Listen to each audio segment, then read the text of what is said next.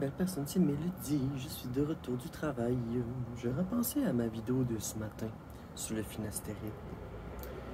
Puis, tu sais, c'est fou comment. Il y a du monde qui sont caves. Genre des personnes qui vont prendre une décision qui vont impacter leur santé, puis qui n'en sont même pas au courant, puis qu'après font Oh non! Oh non! Tu sais, genre, puis ça se victimise, genre. Tu sais, si tu voulais pas perdre tes cheveux puis t'as plus ta médication-là, les effets secondaires, ben ça vient avec. Puis si tu t'es pas informé sur les effets secondaires, puis que dans les effets secondaires, il y a perte de libido, puis que ça affecte ta masculinité, tu sais, il faut vraiment que tu t'informes, là, dans, tu sais, voyons, quelqu'un commence à prendre une médication, mais on connaît pas les, les aboutissants, ben voyons, en tout cas. Cette enquête-là, là, c'était bizarre ce que j'ai vu à Radio-Canada. Puis, tu sais, ils cachent leur face parce qu'ils ont honte. Ben, j'espère qu'ils ont honte. Ils prennent des bloqueurs. J'espère qu'ils ont honte. Tu sais, c'est un bloqueur. Allô, coucou. Bloqueur de dihydrotestostérone, ça veut dire bloqueur de testo. Allô, perte de libido. Testo égale pénis. Tu sais, puis le poil aussi, mettons. C'est ça que ça amène, la testostérone. Définition des muscles, plus de force, plus de poils, puis une drive sexuelle. Alors, je vais faire un petit partage, ok, ta quête là. Quand j'étais jeune garçon, puis que je commençais à faire du cross-dressing, c'est-à-dire me travestir, ben, c'était très sexuel. C'était très sexuel. Puis tu sais, j'ai toujours été une personne très sexuelle. Fait que même si je prends des bloqueurs de testo, que je prends des bloqueurs de dihydro, j'ai encore de la drive. Pas autant qu'avant, c'est sûr. Parce que tu sais, c'est pas comme. La testo, ben, c'est aussi le sperme. Donc, si t'as pas de sperme, écoute, t'en diminues très fortement la dose. Ben, c'est plus ce sex drive-là. Mais, tu sais, faut pas voyons. Oui, la testo, c'est aussi la drive, mais faut pas sous-estimer le pouvoir du cerveau. Le cerveau, là, c'est fort. Tu peux créer des fantaisies, puis être aroused, t'imaginer comme étant une femme ou un homme, t'imaginer dans une situation, puis avoir une fantaisie autour de ça. Moi, j'ai toujours été une personne qui était bonne à se créer des fantaisies dans ma tête. Puis, tu sais, ici, oh, Mimi! Oh, ma belle! Oh. J'ai toujours été bonne à faire des fantaisies dans ma tête, puis aussi à réaliser des scènes. C'est-à-dire que si j'avais une fantaisie, mettons, avec ma partenaire, que je la voyais dans une certaine situation, j'étais capable de recréer cette situation-là avec les paramètres possibles. Fait que, une fantaisie, d'accord, une fantaisie, mais il faut que ça soit quand même quelque chose, selon moi, de réalisable. Je commencerais pour fanter. Il y a du monde là, qui aime ça se rentrer des œufs. Tu sais, genre, c'est comme des dildos, mais avec un œuf. Fait que tu laisses l'œuf dans toi, puis après ça, t'éclos. Après ça, t'accouches de l'œuf. Il y a du monde qui tripe là-dessus. C'est pas mon genre, mais bon, ça existe. Si vous le savez pas, des dildos, mais avec des œufs. Puis là, quand tu rentres le dildo, si tu fais une certaine manœuvre, ben ça release les œufs dans toi. Fait il existe toutes sortes de fantaisies. Moi, mes fantaisies, ça a toujours été en lien avec ma transidentité, c'est-à-dire être en femme. Tu sais, je m'imaginais en femme. Puis, donc, dans mes expériences de travestissement, ça me, ça me rendait sexuellement aroused. Tu sais, euh, je voyais le potentiel féminin que j'avais, puis j'essayais des choses. Puis à un moment donné, j'ai pris une photo de moi. Puis je me trouvais belle. Euh, Belle en fille, tu sais, j'avais une perruque, mes cheveux noirs. Aujourd'hui, j'ai les vrais cheveux noirs. Mais à l'époque, c'était une perruque. Puis j'avais pas les mêmes lunettes. Il faut d'abord, d'ailleurs, que je rachète bientôt. Donc, j'ai toujours vécu des fantaisies, j'ai toujours imaginé être une femme, être en femme, me mettre en femme. Puis que j'ai appris beaucoup de choses. J'ai appris beaucoup de choses. Pourquoi que je me sentais mal dans mon corps? C'était parce que je faisais de la dysmorphophobie. J'avais peur de mon corps. Puis j'aimais beaucoup la féminité, puis me travestir. Fait que dans mon narratif trans, ben, j'étais un jeune qui se travestissait. Puis j'ai arrêté à un moment donné, j'avais une blonde, puis j'avais un ben. Puis quand j'ai tout perdu, genre c'est revenu encore plus fort. C'est un côté féminin là. Puis je savais pas c'était quoi être trans, je savais pas du tout, mais je m'imaginais, comment, tu sais, je m'imaginais, je me disais, je pourrais être une femme, mais c'est impossible. Fait que j'avais des fantaisies d'être une femme, je trouvais ça, c'était impossible pour moi, je comprenais pas. J'habitais dans des régions, à un moment donné, je suis arrivé en ville, puis j'ai commencé à vivre des expériences avec ma deuxième copine, on a fait du BDSM, on a fait le polyamour, on a couple ouvert, on s'est séparés, on est revenu, on s'est séparés, on est revenu, puis finalement on est super de bons amis aujourd'hui. Il est rendu un garçon, puis moi je rendu une fille. Fait que, non, j'ai fait une grosse. Mon narratif trans, là, il est legit, là. Tu sais, quand je disais être trans pour les bonnes raisons, il y a du monde pour qui c'est comme. C'est juste sexuel, mais dans le fond, j'arrête pas de le dire, c'est que quand tu prends des bloqueurs de testostérone puis que tu amènes de l'estrogène dans toi, ben qu'est-ce qui se passe? Ben, t'as pas ou peu de sperme. Tu sais, c'est ça qui se passe. Tu bloques ta testo, fait que tu bloques le sperme. Fait que tu sais, si un homme s'imagine être une femme puis aime venir en se regardant, comme l'autogynéphilie, là, le fait c'est la déviance de s'imaginer être en femme, ou s'habiller, ou ça peut être le travestissement, ou le crossdressing, comme c'est ça. Fait que moi, j'ai mon narratif trans, tu sais, il tourne autour de tout ça. Fait que quand j'ai rencontré pour la première fois une femme trans, parce que je voulais avoir des détails, elle s'appelait Camille avec un K. C'était une sorte d'activiste. Elle a donné beaucoup pour la communauté. Puis elle m'a donné, puis moi je leur donne aux autres aussi, aux garçons, je leur donne des trucs pour être femme, puis tout, puis je les encourage, puis ils m'écrivent, puis ils me disent merci, tes messages m'encouragent. Ben j'espère, c'est beau la féminité. Si t'es pas bien dans ton corps, t'es pas bien dans ton corps, que tu sais, puis la pression sociale d'être un homme, ben c'est ça. Tu t'empêches de t'habiller en fille, puis de t'exprimer femme, ou d'avoir un penchant, ou d'avoir peur de se faire traiter de gay, ou whatever. Bon, peur du jugement. Puis, tu sais, donc voilà, je suis content d'avoir, dans le fond, 2 ans et demi, 3 ans, j'ai commencé ma transition, mais avant, à partir de 2019, je m'étais créé un compte femme. Puis je me travestissais, puis je me prenais en photo, puis je me trouvais belle. Puis je me cachais la face. Puis aujourd'hui, j'ai ma petite rondeur. J'ai sûrement perdu du poids aujourd'hui, j'ai bougé beaucoup.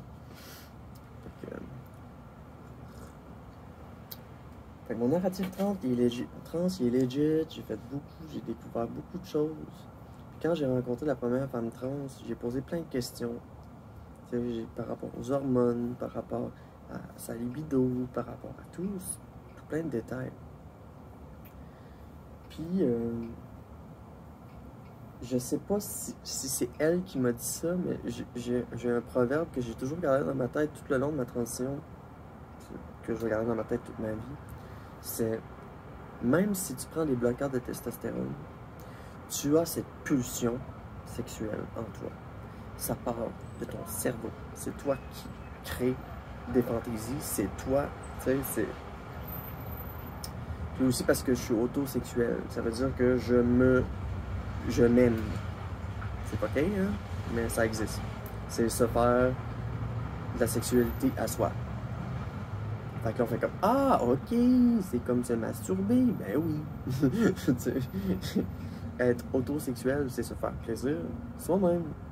C'est s'aimer soi, puis aimer la sexualité, puis pas t'empêcher à cause que t'es tout seul, puis vouloir essayer des choses, puis essayer des kinks, puis tu sais, c'est pas à cause que t'es tout seul que tu peux pas vivre des kinks ou quoi que ce soit, tu sais. Moi, j'ai mon modèle dans ma chambre, je fais du shibari, je gosse, je m'habille en l'état, je me suis fait une suce, tu sais. Je veux essayer plein de choses. Je suis une ado. Puis c'est le fun. C'est le fun. Les kinks, puis tout, c'est positif. Fait que j'avais ce kink-là de m'habiller en fille, puis tout ça. Puis quand j'ai rencontré ma deuxième copine, puis qu'on en est venu au fait que j'y exposais mon côté féminin, elle m'habillait en fille. Elle aimait ça. Elle m'habillait en fille, puis elle me maquillait. Puis là, elle me trouvait bien belle. Bien bello, parce que j'étais non-binaire. Je pense que je me suis, pendant un moment, de 2019 à 2022, dans 3 ans, c'était ma découverte de mon identité, de moi. Essayer de me construire dans une identité masculine après avoir eu pas de chance dans la vie. Puis être jeune, croire, être pas déconstruit, puis croire que... Puis être aussi people pleaser, puis... Fait que j'ai fait beaucoup d'erreurs, j'ai appris à me connaître, j'ai découvert que je faisais de l'anxiété, j'ai découvert que j'avais un trouble d'adaptation, un trouble d'opposition, que j'avais un trouble de personnalité limite. Mais ce qui n'a pas été diagnostiqué, par contre, c'est que j'étais dissocié. J'étais dissocié. C'est que j'avais plusieurs personnalités. OK? Quelqu'un chez nous, quelqu'un au travail, quelqu'un dans mon intimité qui s'habille en fille, une femme, personnalité femme. Puis là, quand j'ai créé cette persona-là en 2019, puis j'ai commencé à développer jusqu'en 2022,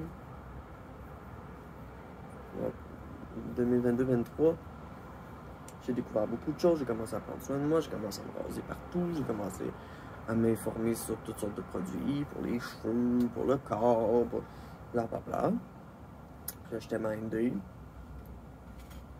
à développer ma féminité davantage, puis éteindre ma masculinité.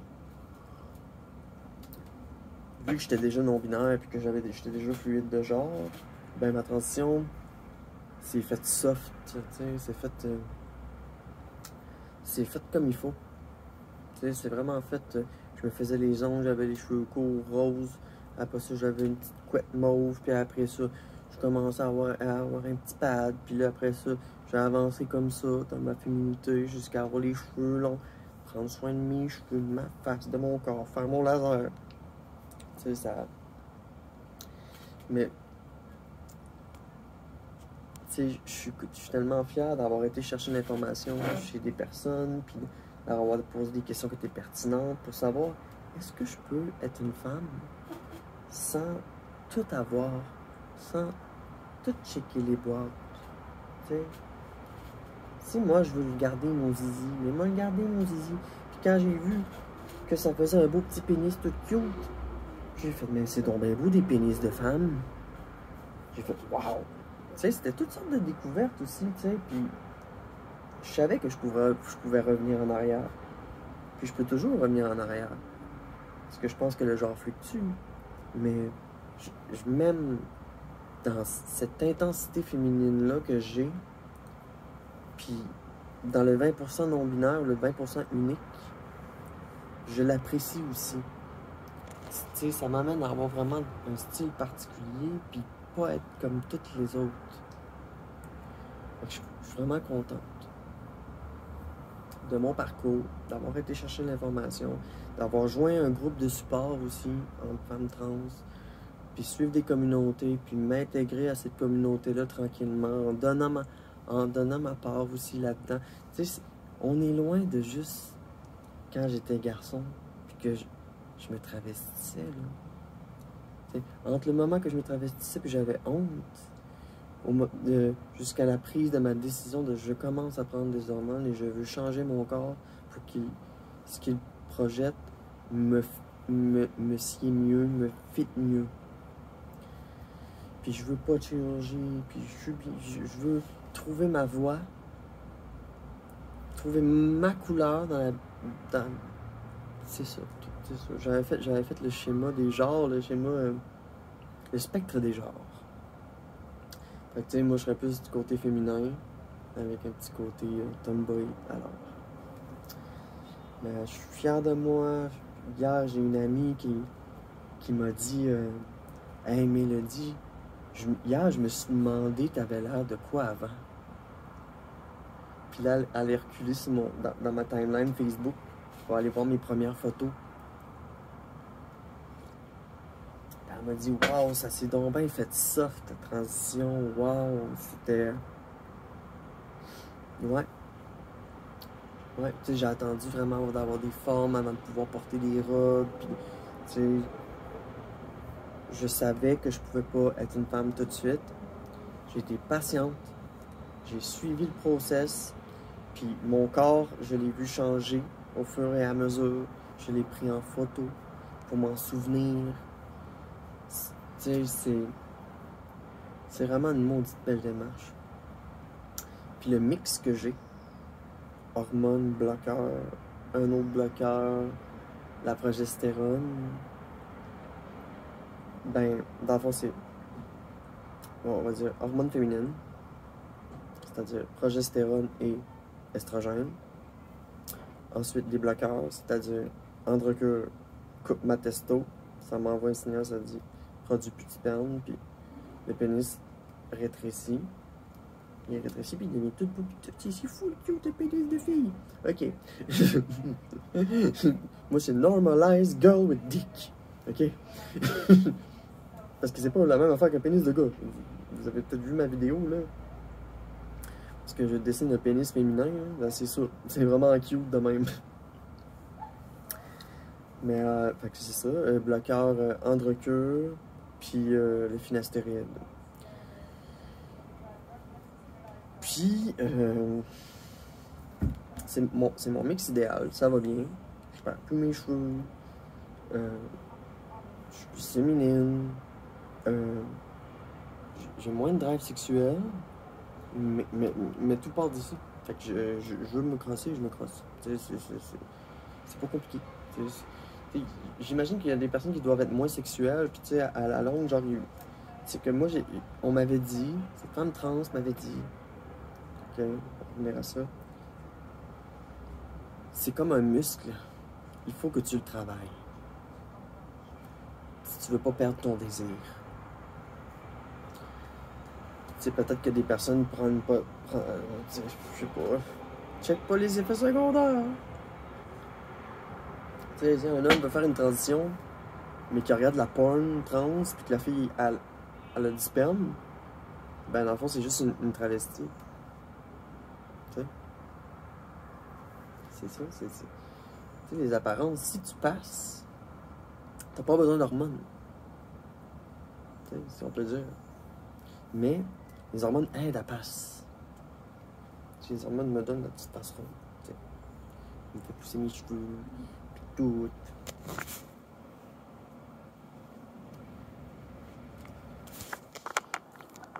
C'est ça.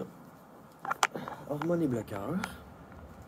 Puis, ben, les bloqueurs, ben, ça enlève la libido. Puis là, ben, c'est ça. Dans l'affaire du finastéride, c'est que ça enlève la libido. Puis là, genre, les hommes étaient pas au courant. Ou ben, ils ont voulu essayer. Puis ils se sont retrouvés avec des problèmes ensuite. Genre, quand ils ont, mettons, ils prennent la médication pendant 1 an. Puis ils font comme j'arrête. Ben,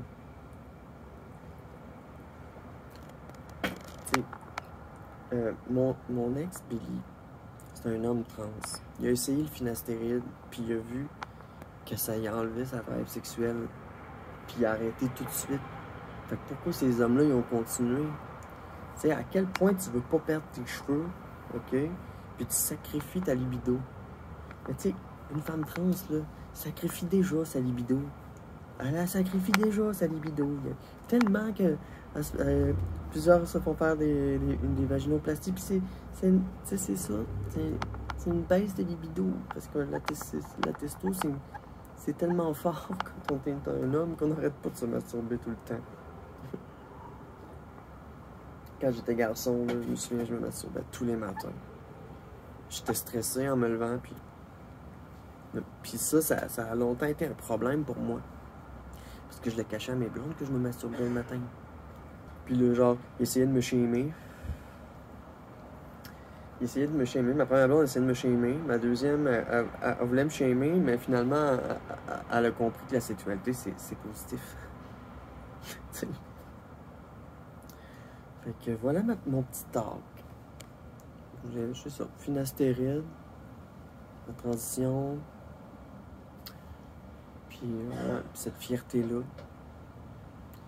de me faire dire que, hey, t'as vraiment évolué, t'as tellement changé, tu sais, je te reconnais même plus. T'sais, avant, t'étais pas la même personne. Ben non, j'ai changé. Pour le mieux, je trouve.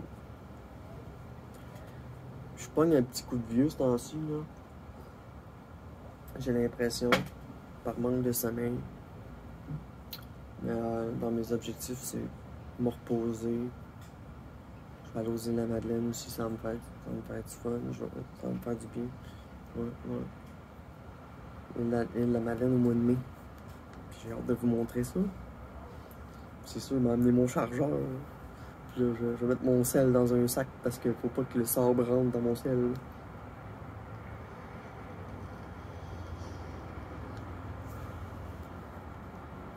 Ouais, vraiment fier. Entre jour 1 jusqu'à aujourd'hui. Pour vrai, c'est quoi, 875, 16, je sais plus. Mais ouais, très fier. Très. Je m'aime beaucoup. Puis c'est aussi dans mon caractère que je m'aime beaucoup. Tu sais, je suis bienveillante, je suis aimante, je suis une bonne hôte, j'aime recevoir. J'aime faire des cadeaux aux gens que j'aime. Tu sais, j'ai vraiment beaucoup changé.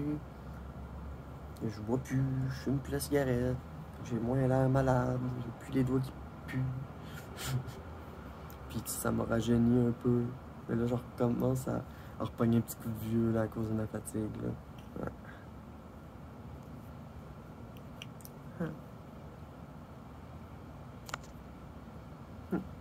Bon. Donc voilà, merci de me suivre. Merci de m'avoir d'avoir écouté mon petit talk sur finastéride, puis genre mon mix. C'est ça. Moi, j'ai trouvé vraiment mon dosage, puis je me sens bien comme ça. Puis c'est drôle. C'est vraiment drôle. Quand je jase avec du monde cis, là, de plein d'affaires, là, il y a des affaires qu'ils comprennent pas, il y a des affaires que. Tu sais. Fait que c'est ça. Il y a un gars, il me dit, ouais, mais. J'ai dit, moi, j'ai dit, il va falloir que je me check à un moment donné pour la ménopause. Puis il me dit, moi, mais toi, tu vas faire de l'andropause. Je dis, non. Il dit, ben, t'as décidé de garder ton. Je dis, oui. Mais tu vas faire de l'andropause. Je dis, ben non. Je dis, comment ça? Je dis, ben, je prends des bloqueurs. Je dis, c'est quoi? Je dis, quoi? Ah ouais, je bloque. Je fais juste. Je fais un X de même dans mon sac, puis je bloque. Je dis non, pour moi c'est la ménopause parce que vu que je n'ai plus de testo, ben j'ai pas de problème, j'aurais pas un problème d'andropause, moi ça va être l'estrogène, ça va être de la ménopause. Fait que ça les fait bien rire. Tu sais, c'est qu'il y a de la science mélangée avec de la mythologie, mélangée. Tu sais, on rit un peu là. Fait que ça me fait rire quand je jase avec des personnes cis de transdensité puis qui n'en ont aucune idée de quoi qu'ils parlent. Puis genre, tu viens les retourner avec la science ou des faits ou des témoignages. Mais donc voilà. Ouais, ouais. Ah, je m'amuse dans mon quotidien. J'ai plus honte de moi à part ma face. Parce que là, j'ai pas mis les boutons. En tout cas. La petite phase d'électrolyse. Ça va finir un jour, cette affaire-là. Fait que merci de me suivre dans mes aventures. Au plaisir de se reparler dans une future vidéo. Bonne journée. Mouah. Mia.